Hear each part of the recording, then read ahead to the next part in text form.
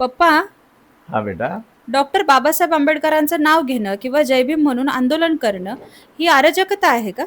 काय झालं बेटा, या देशामध्ये गेल्या काही वर्षापासून आंदोलन करणं म्हणजे देशद्रोह, सरकारला प्रश्न विचारणं म्हणजे देशद्रोह, सरकारवर टीका करणं म्हणजे देशद्रोह, अराजकता, दहशतवाद, ही जी काही पद्धती सुरू झालेली आहे, ही निश्चितच देशाच्या सकारात्मक राजकारणासाठी एक धोका आहे.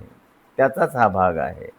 काय झालं, कॉक्रोच जनता पार्टीचे जे अध्यक्ष आहेत अभिजित दिपके यांनी अमेरिकेतून भारतात येताना एक ट्विट केलं की मी माझं भविष्य हे संविधानाच्या हाती सुपूर्द करतोय आणि मी भारतात येतोय, जय भीम. अशा पद्धतीचं ट्विट केल्यानंतर जेव्हा अभिजित दिपकेचं या ठिकाणी आगमन झालं भारतामध्ये, तेव्हा सुद्धा त्यांनी डॉक्टर बाबासाहेब आंबेडकरांचं पुस्तक हे लोकांना दाखवत विमानतळावरून भारतात एंट्री केली आणि आंदोलनाच्या ठिकाणी सुद्धा जय भीम जय भीमच्या घोषणा देण्यात आल्या. एक गोष्ट लक्षात घे बेटा, की जय भीम आणि डॉक्टर बाबासाहेब आंबेडकरांचं नाव घेणं यामध्ये अराजकता काहीही नाही. कारण जेव्हा 1935 पासून बाबू हरिदास यांनी हा जयघोष हा नारा सुरू केला, तेव्हा हे केवळ अभिवादन नाही, तर आंबेडकरी विचार म्हणजे न्याय, स्वातंत्र्य, समता, बंधुभाव आणि लोकशाहीची विचार पद्धती आहे.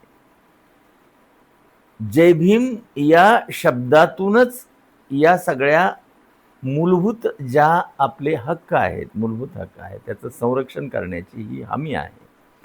स्वाभिमानाचे हे अभिवादन आहे, ही अराजकता नाही. परंतु आपले जे मुख्यमंत्री आहेत त्यांनी अशा पद्धतीनं आपली प्रतिक्रिया या आंदोलनावर दिल्यामुळं याची चर्चा आपल्याला अधिक प्रमाणामध्ये होत आहे.